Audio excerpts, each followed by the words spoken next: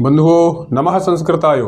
मैं प्रभुदयाल तिवारी आपके अपने चैनल संस्कृत ज्ञानमाला में आप सभी का स्वागत करता हूं। आइए बंधुओं, आज की कक्षा हम प्रारंभ करते हैं। और पिछली कक्षा में हम पढ़ रहे थे स्वर संधि के अंतर्गत अपवाद सूत्र एवं वार्तिक। ठीक है, उन्हीं को आगे बढ़ाते हैं और देखते हैं हम दूसरा सूत्र उपसर्गाद धृति धातु। उपसर्गाद ऋति धातु। ठीक है, यह जो सूत्र है यह कहता है कि अवर्णांत उपसर्ग के बाद, अवर्णांत उपसर्ग के बाद, उपसर्ग कितने हैं? 22 उपसर्ग हैं। ठीक है, तो उन 22 उपसर्गों में से वो उपसर्ग जिनके अंत में आ है, अवर्ण है। ठीक है, तो ऐसे उपसर्ग जो अवर्णांत हैं और उनके बाद में अगर री से प्रारंभ होने वाली धातु आ जाए तो दोनों के स्थान पर, पूर्व और पर दोनों के स्थान पर कौन सा आदेश होगा? वृद्धि। ठीक है, वृद्धि संज्ञक आदेश होगा। किस सूत्र के अनुसार? उपसर्गाद ऋति धातु, इस सूत्र के अनुसार। आइए उदाहरण देखते हैं। प्राधन ऋक्षति। प्राधन ऋक्षति पहला उदाहरण है। ठीक है, तो प्रा उपसर्ग है और ऐसा उपसर्ग है जिसके अंत में आ है। ठीक है, ये पा धन रा धन आ, देख लीजिए ये प्रा है। पा धन रा धन आ बराबर प्रा, तो इस उपसर्ग के अंत में आ है। हाँ, और री से शुरू होने वाली धातु भी है, धन ऋक्षति। ठीक है, तो ये पूर्व वर्ण आ और परवर्ण री, दोनों के स्थान पर जो आदेश होगा वह कौन सा आदेश होगा? वृद्धि संज्ञक आदेश होगा। और हमने पढ़ा था वृद्धि संज्ञक जो वर्ण है वह कितने हैं? 3, आ, ऐ और औ। तो यहाँ जो आ है इससे आर वृद्धि होगी। ठीक, और यहाँ यह प्रा कैसा बचा? हलंत। और यहाँ क्या बचा? क्षति। वर्ण सम्मेलन करेंगे, यह आ प्रा से मिलेगा, प्रा दीर्घ हो जाएगा और यह रा आगे वाले अक्षर के ऊपर पहुंचेगा रेफ के रूप में और क्षति शब्द बनेगा प्रार्क क्षति। तो प्रार्क क्षति में कौन सी संधि है? वृद्धि संधि है। किस सूत्र के अनुसार हुई? उपसर्गाद ऋति धातु, इस सूत्र के अनुसार इसमें वृद्धि संधि हुई। ठीक है, दूसरा उदाहरण देखते हैं।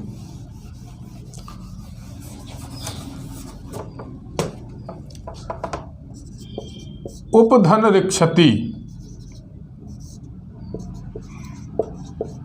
उपधन ऋक्षति, ये उप उपसर्ग है और ऐसा उपसर्ग है जिसके अंत में आ है। तो हमें अवर्णांत उपसर्ग पूर्व में है और री से शुरू होने वाली धातु है। तो उप के आ को और इस री को, दोनों को आदेश जो होगा वृद्धि संज्ञक वह आ अर्थात आर वृद्धि होगी। ठीक है, कौन सी वृद्धि हुई? आर वृद्धि। यहाँ उप ऐसे बचा, यहाँ क्षति शब्द है।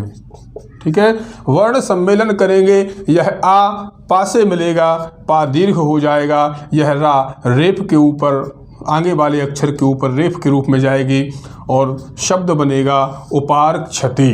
ठीक है, कौन सा शब्द बना? उपार्क क्षति। एक और उदाहरण देखिए, प्राधन ऋणोति। प्राधन ऋणोति शब्द है। ठीक है, प्रा में आ है और ये री है। ठीक है, दोनों के स्थान पर वृद्धि संज्ञक जो आदेश वर्ण है वह आर वृद्धि होगा और यहाँ प्रा ऐसे बचेगा हलंत, यहाँ ऋणोति शब्द रहेगा। वर्ण सम्मेलन करेंगे, यह आ प्रा से मिलेगा, पूरा हो जाएगा दीर्घ प्रा, यह रा रेफ के ऊपर आगे वाले अक्षर के ऊपर जाएगा और शब्द बनेगा क्या? प्रारणोति। कौन सा शब्द बनेगा? प्रारणोति, यह शब्द बन जाएगा। एक और उदाहरण देखते हैं। प्राधन रिंजते। प्राधन रिंजते। ठीक है, प्रा उपसर्ग है, अवर्णांत है, इसमें आ है। ठीक है, और ये रिंजते धातु है। री से शुरू होने वाली धातु है। ठीक है, तो इस आ और री को कौन सा आदेश होना है? वृद्धि संज्ञक आदेश होना है। कौन सा वृद्धि? आर वृद्धि। ठीक है, और ये यहाँ प्रा है और यहाँ जते बचा। ठीक है, आ प्रा से मिलेगा, प्रा दीर्घ हो जाएगा, रा रेफ के ऊपर चला जाएगा आगे वाले अक्षर के ऊपर, और शब्द बनेगा प्राण जते। प्राण जते, प्राण जते, यह शब्द बन जाएगा। ठीक है, चलिए दूसरा सूत्र देखते हैं।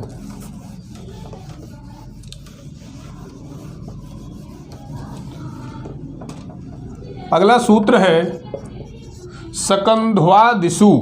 सकंध्वादिषु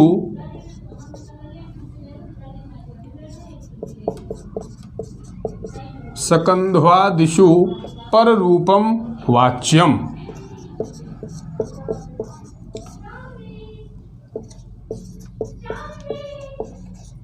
यह क्या है? वार्तिक है। ठीक है, सूत्र और वार्तिक, तो यह वार्तिक है। सकंध्वादिषु पररूपम वाच्यम। ठीक है, ये सूत्र कहता है कि सकंध्वादिषु अर्थात सकंधु आदि जो गण हैं, सकंधु आदि जो गण हैं, उनमें टी संज्ञक पूर्व और पर वर्ण, पूर्व और पर वर्णों के स्थान पर पररूप आदेश हो जाए। ठीक है, तो सकंधु आदि गण, सकंधु आदि गणों में टी संज्ञक, ठीक है, जो टी है, अब यहां हमें टी समझना पड़ेगा। टी क्या है? तो टी के लिए एक सूत्र है अचोन्त्यादि टी। अचोन्त्यादि टी अर्थात ये एक नियम है कि स्वरों में कोई भी शब्द होता है, एक शब्द है। ठीक है, जैसे मान लीजिए एक उदाहरण से अपन देखते हैं। शब्द है सक धन अंधु, इसको समझते हैं। यह है सकंधवादी, ये गण है। ठीक है, गण है और उसी गण का जो पहला शब्द है वह सक है। ठीक है, सक आदि कुछ गण बनाए गए, एक समूह बनाया गया शब्दों का, और उसी के लिए सक आदि शब्द जिसमें है उसके लिए सकंधवादी गण कहा गया है। ठीक है, तो सक धन अंधु, सक धन अंधु, ये संधि भी हम देखेंगे। तो ये कहते हैं, यह सूत्र कह रहा है, यह वार्तिक जो है ये कह रही है कि सकंधु आदि जो गण हैं उनमें जो टी संज्ञक वर्ण हैं, टी संज्ञक पूर्व और पर दोनों वर्णों के स्थान पर क्या हो जाए? पररूप हो जाए। ठीक है, कौन सी संधि होना है? पररूप आदेश हो जाए। ठीक है, तो अब देखिए इस सक में पहले हम ये जानेंगे कि इसमें टी कौन है, इसमें टी कौन है। तो टी का नियम होता है, इस शब्द के लिए सबसे पहले हम विच्छेद करेंगे। शब्द का क्या करेंगे? वर्ण विच्छेद करेंगे। ठीक है, क्यों वर्ण विच्छेद? इसलिए करेंगे अचाम मध्य यो अंत्यः अचः, अचाम मध्य यो अंत्यः अचः तत् टी संज्ञम स्यात्। स्वरों के मध्य में, स्वरों के मध्य में जो अंतिम स्वर है, ठीक है, जो अंतिम स्वर है उसकी टी संज्ञा होती है। तो इस सक को हम पहले वर्ण विच्छेद करेंगे। देखिए सा धन आ धन का धन आ। ठीक है, तो इसमें यह देखना है कि इस शब्द में अंतिम से जो पहला अच है, अंत से जो पहला अच है, अंत से जो आदि अच है, तो इसका अंत क्या हुआ? यह। अब यहां से पहला जो अच है, अच अर्थात स्वर, पहला स्वर कौन है? तो यहां से पहला स्वर कौन है? यह आ। या ये कह लें कि शब्द में जो अंतिम अच है वह, ठीक है, जो अंतिम अच है वह, तो यह जो आ है इसकी टी संज्ञा होगी। समझ में आया? पुनः समझते। अंधु में हम देखेंगे, अंधु में कौन सी टी है, अंधु में टी क्या है? तो इसको हम वर्ण विच्छेद करेंगे। आ धन ना धन धा धन उ। ठीक है, तो इसमें कौन कौन स्वर हैं? इसमें दो स्वर मिले। हमें यहाँ व्यंजनों से कोई मतलब नहीं रखना है, केवल स्वरों को देखना है। तो इसमें दो स्वर हैं। अब अंतिम से पहला स्वर कौन है? तो ऊ है। या यूं कहें शब्द में अंतिम अच कौन सा है? तो ऊ है, अर्थात यहाँ इस अंधु शब्द में इस ऊ को टी कहेंगे। इस ऊ की जो संज्ञा होगी वह टी होगी। ठीक है। शक शब्द में यहाँ जो ऐसे अंतिम आ की जो संज्ञा है वह टी होगी। तो समझ गए? तो ये यही कह रहा है, शकंधु आदि गणों में, शकंधु आदि शक आदि शब्दों में जो शकंधु गण हैं उन शब्दों में जो टी है, टी समझ गया क्या है? जो टी है अर्थात पूर्व मतलब टी संज्ञक पूर्व और पर, पूर्व और पर दोनों के स्थान पे क्या होना है? पर रूप हो जाना है। क्या होना है? पर रूप होना है। चलिए अब टी समझ गए, अब इसको अपन देखते हैं। तो ये शक शब्द है, इन्हीं गणों से लिया गया एक शब्द है, बाद में अंधु शब्द है। ठीक है। तो शक आदि गणों में पूर्व और पर। ठीक है। तो इसमें क्या निकाला था अपन ने? टी कौन है? इस का के अंदर जो आ है अंतिम अच, सा में भी आ है लेकिन सा का जो आ है वह टी नहीं है। टी कौन है? इस का में जो आ है, अर्थात शब्द में जो अंतिम स्वर है वही टी है। तो इसको अपन अलग करते हैं, शक धन आ, और ये क्या है? अंधु। ठीक है। तो यह है पूर्व और यह पर। अब दोनों को होना क्या है? पररूप। पररूप का मतलब क्या हुआ? पररूप संधि में हमने पढ़ा था कि पर के जैसा हो जाना। दो शब्द होते हैं संधि में, एक पूर्व और एक पर। ठीक है। तो पूर्व जैसा हो जाना पूर्व रूप है और पर जैसा हो जाना पर रूप है। तो यहाँ यह जो आ है और यह आ दोनों के स्थान पर होना क्या है? पर रूप। तो पर में क्या है? आ, अर्थात ये दोनों मिल करके एक ही आ होंगे और यह पर का आ हो जाएगा। ठीक है। यहाँ शक बचेगा, क्या बचेगा? शक, और यहाँ धू शब्द होगा। ठीक है। वर्ण सम्मेलन करेंगे, यह आ का से मिलेगा, शक पूरा हो जाएगा और यह धू शब्द बनेगा क्या? शकंधु। इसका अर्थ होगा शक नाम का कुआ, शक नाम का कुआ। चलिए दूसरा शब्द देखते हैं, कर्क धन अंधु। कर्क धन अंधु, वही स्थिति। सबसे पहले पहचानना क्या है? एक कर्क शब्द में ये शकंधवादी गणों का शब्द है कर्क। ठीक है। तो कर्क में टी कौन है? तो इस का में जो आ है ना वह टी होगा। ठीक है। यह ठीक, और अंत में क्या है? आ, ये। तो यहां बचा अंधु और यहां बचा क्या?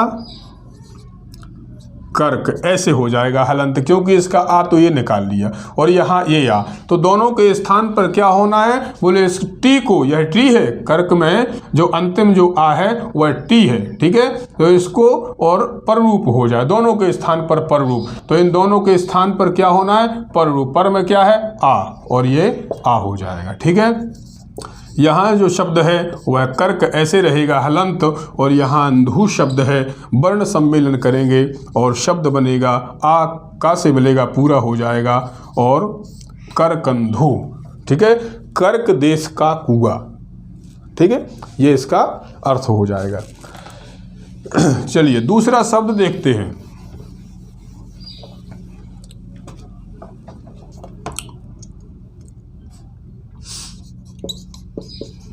मनस धन ईसा। मनस धन ईसा शब्द है। अब यहां देखिए, मनस में टी कौन है? इसको पहचानना है, तो इसका विच्छेद करेंगे। मां धन आ, धन ना, धन आ, धन सा।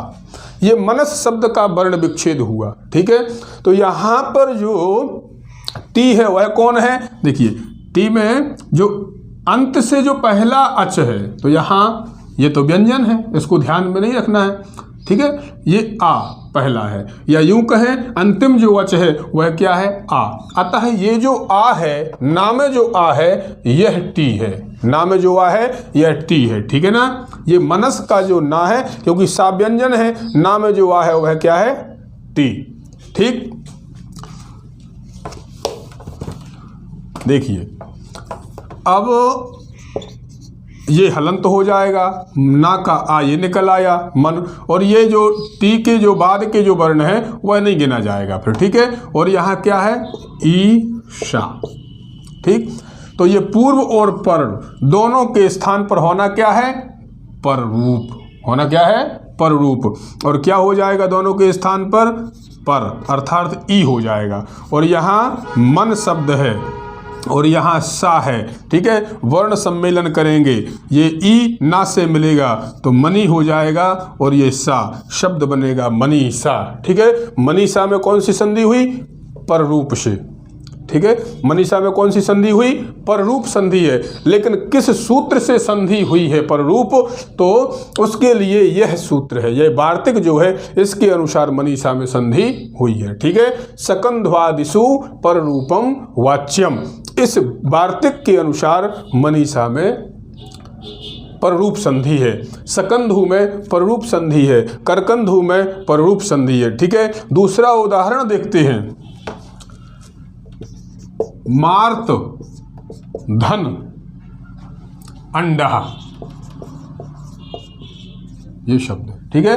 तो मार्त में स्ता में जो आ है ये टी है, टी तो समझ गए, ये ऐसे बचेगा हलंत, ये आ निकाल लिया। अंतिम जो अच है वह टी है, यहाँ अंडा शब्द है, ठीक है।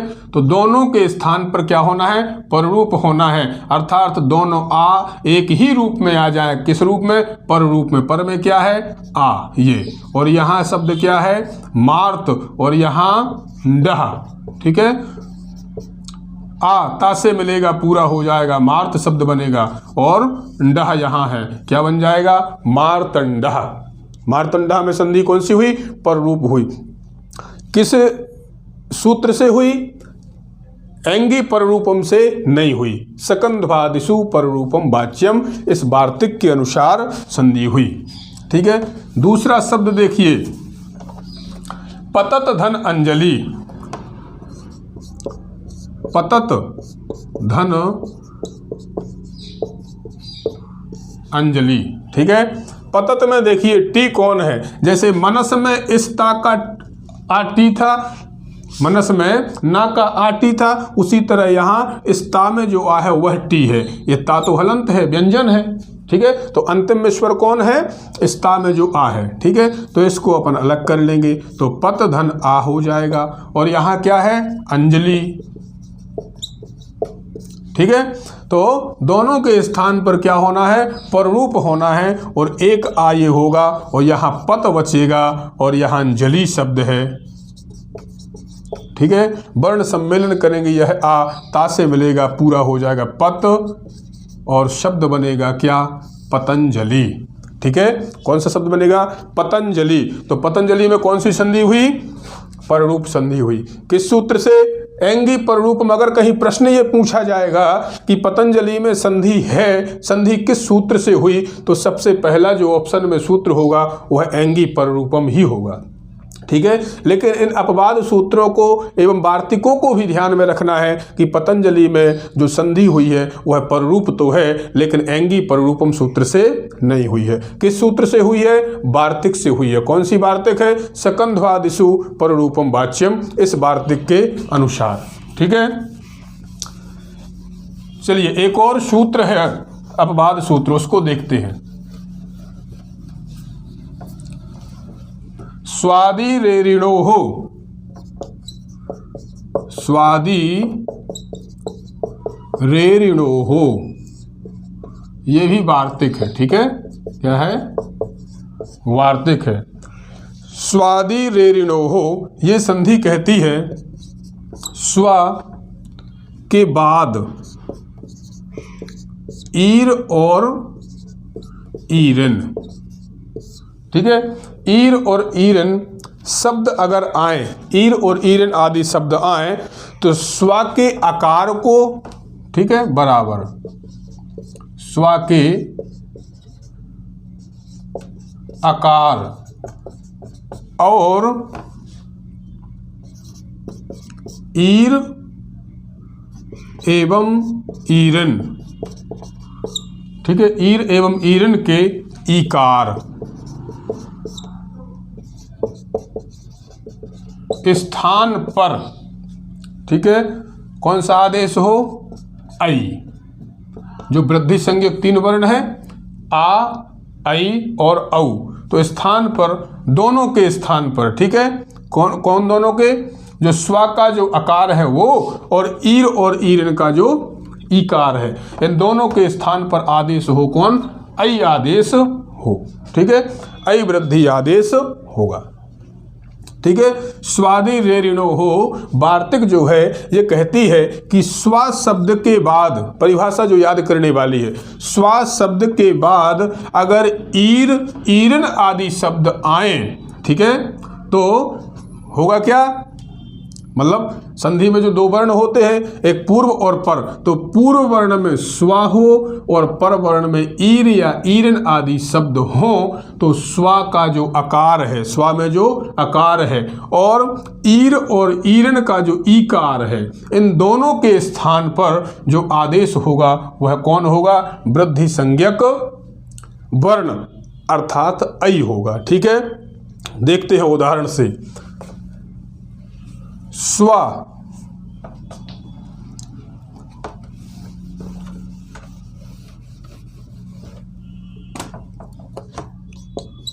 स्वाधन ई रहा, ठीक है, तो स्व शब्द के बाद में ईर या ईरण में से एक आया, ठीक है। जब आया तो इस वार्तिक के अनुसार स्वा में जो आ है, अर्थात ये स्वा ऐसे हो जाएगा, ये आ है और ये ई रहा, ठीक है। तो स्वा के आकार और ई के ईर शब्द के ईकार, इन दोनों के स्थान पर आदेश वर्ण कौन था? ऐ, ठीक है। तो एक आदेश होगा वृद्धि संज्ञक ऐ, और क्या बनेगा? ये स्वा है, ये रह बचा, ठीक है। ये ऐ वा से मिलेगा, क्या होगा? स्वई और रहा, क्या शब्द हो जाएगा? स्वई रहा। कौन सा बनेगा? स्वई रहा। तो स्वई रहा जो शब्द है, इसमें कौन सी संधि है? वृद्धि संधि है, ऐ वृद्धि है। इसमें किस सूत्र से संधि हुई? स्वादि रे ऋणो हो, इस वार्तिक के अनुसार। दूसरा उदाहरण देखिए, स्वाधन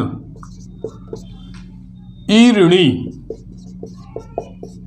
ठीक है, स्वाधन ईरणी, स्वा में आ है और ईरणी का ई, इन दोनों के स्थान पर आदेश होगा ऐ, ठीक है। यहाँ स्वा ऐसे बचेगा और यहाँ ऋणी बचेगा, क्या बचेगा? ऋणी शब्द, ठीक है। ऐ मिलेगा, स्वई हो जाएगा और ये ऋणी है, क्या बन जाएगा? स्वैरिणी, ठीक है। कौन सा शब्द बनेगा? स्वैरिणी शब्द जो है बन जाएगा। स्वैरिणी में वृद्धि संधि है, किस सूत्र के अनुसार? स्वादि रे ऋणो हो, इस वार्तिक के अनुसार। दूसरा शब्द देखें, स्वाधन ईरम, स्वधन ईरम, तो स्वा में जो आ है वह है और ईरम का इकार, दोनों के स्थान पर क्या होगा? ऐ आदेश होगा। यहाँ ये स्व है, यहाँ रम है, शब्द बनेगा क्या? स्वैरम, ठीक है। कौन सा शब्द बन गया? स्वैरम, ठीक। एक और उदाहरण देख लीजिए, स्वाधन ईरी, कौन सा शब्द है? ईरी, तो स्वा में आकार है और ईरी का ई, ठीक है। तो स्वा के आकार और ईरी के इकार दोनों के स्थान पर ऐ आदेश होगा और यहाँ स्व बचेगा, यहाँ री शब्द रहेगा, वर्ण सम्मेलन करेंगे और शब्द होगा कौन सा? स्वैरी, ठीक है बंधुओं, समझ में आया? स्व शब्द के बाद में ईरन जैसे कोई भी शब्द आए तो दोनों के स्थान पर वृद्धि संज्ञक ऐ आदेश होता है, स्वादि रे ऋणो हो, इस वार्तिक के अनुसार। ये बंधुओं अपवाद सूत्र है जो स्वर संधि के थे। तो स्वर संधि में जो हम पढ़ रहे थे, दीर्घ गुण वृद्धि, यण अयादि, पूर्व रूप, पररूप और प्रकृति भाव, ये 8 भेद हमने पढ़े थे। और 8 भेदों के अलावा यह लगभग 6 से 7 सूत्र हमने सूत्र एवं वार्तिक, अपवाद सूत्र और वार्तिक पढ़े। ठीक है, यह भी बहुत आवश्यक होता है, क्योंकि यह जो है, ये अपवाद जो संधि है, यह किसी न किसी सूत्र को बाधक बन करके होती हैं। ठीक है, तो यह ध्यान में रखना बहुत ही आवश्यक है। तो अपवाद सूत्र से जो संधि बनती हैं उनका भी अध्ययन करें, क्योंकि यह जानना परीक्षा की दृष्टि से, यह अपवाद सूत्र एवं वार्तिक से जो संधि होती है यह बहुत ही आवश्यक हो जाता है। ठीक है, तो बंधुओं, मिलते हैं अगली कक्षा में। तब तक के लिए जयतु संस्कृतम जयतु भारतम। धन्यवाद।